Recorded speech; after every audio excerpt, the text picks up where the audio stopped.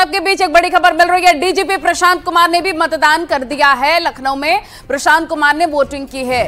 वो तस्वीरें भी आपको दिखाएंगे जब प्रशांत कुमार वोट कास्ट करने के लिए पहुंचे थे। एक हॉट सीट लखनऊ भी है, यहां से राजनाथ सिंह की प्रतिष्ठा दांव पर है। देखना महत्वपूर्ण होगा कि इस बार जनता उनको कितना प्यार देती है या फिर बाजी विपक्ष मारता है। ये तस्वीरें हम आपको लगातार दिखा रहे हैं क्योंकि लगातार रिएक्शंस भी सामने आ रहे हैं। हर एक जानकारी आपको हम देंगे, लेकिन सबके बीच ये तस्वीर जब प्रशांत कुमार वोट कास्ट करने के लिए पहुंचे थे। आज 5वें चरण में जहां जहां चुनाव हो रहे हैं उसके लिए व्यापक पुलिस व्यवस्थाएं कराई गई हैं।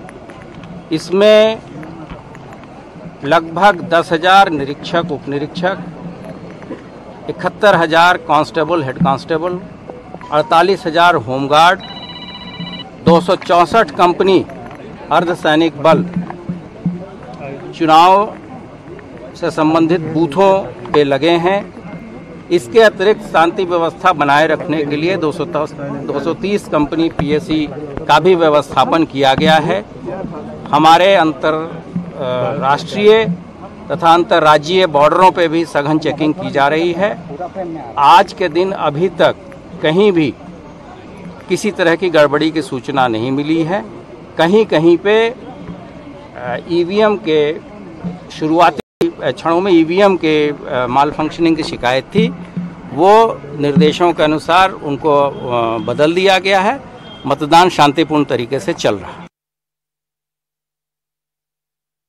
उत्तर प्रदेश के डीजीपी प्रशांत कुमार को आप सुन रहे थे। उन्होंने कहा कि सुरक्षा व्यवस्था पुख्ता कर ली गई है। 5वें चरण का मतदान चल रहा है। कुछ जगहों पर सुबह सुबह ईवीएम के खराब होने की खबर जरूर मिली थी, लेकिन अब व्यवस्था बिल्कुल दुरुस्त है। क्योंकि लखनऊ राज्य की राजधानी है और यहां पर एक से बड़े एक वीआईपी वोटर्स हैं जो अपना वोट कास्ट कर रहे हैं। राज्य के सूचना और जनसंपर्क विभाग के निदेशक शिशिर ने अपनी पत्नी और दोनों बेटों के साथ लखनऊ में वोट डाला है। गोमती नगर स्थित एनी बेसेंट स्कूल बूथ पर इन लोगों ने मतदान किया है। तो सूचना जनसंपर्क निदेशक ने वोट डाला है। अपने दोनों बेटों के साथ ये वोट डालने पहुंचे थे। उनकी पत्नी भी उनके साथ में मौजूद थी। वोट डालने के बाद उन्होंने जो फोटो खिंचाई है उसकी तस्वीरें भी हम आपको दिखा रहे हैं। लखनऊ में राजनाथ सिंह चुनावी मैदान में बीजेपी की तरफ से ताल ठोक रहे हैं और यहां पर बीजेपी जबरदस्त प्रदर्शन करने वाली है, ऐसा बीजेपी की तरफ से कहना है। इन सबके बीच बहुत महत्वपूर्ण हो जाता है आपको हर एक सीट का हाल भी बताना, क्योंकि कुछ देर पहले खबर मिली थी कि महोबा में ईवीएम खराब हो गया है, जो कि अब ठीक कर लिया गया है। बूथ नंबर 139, 144 पर मतदान एक बार फिर से सुचारू रूप से जारी हो चुका है। ईवीएम खराब होने की वजह से वोटिंग रुक गई थी, लोग लाइन में लगे हुए थे, लेकिन अब ये अपडेट मिल रहा है कि महोबा में एक बार फिर से ईवीएम ठीक हो गई है। तो अगर आप भी महोबा में हैं, वोट कास्ट करने जरूर पहुंचे, क्योंकि बूथ नंबर 139, 139 और 144 पर मतदान एक बार फिर से शुरू हो चुका है।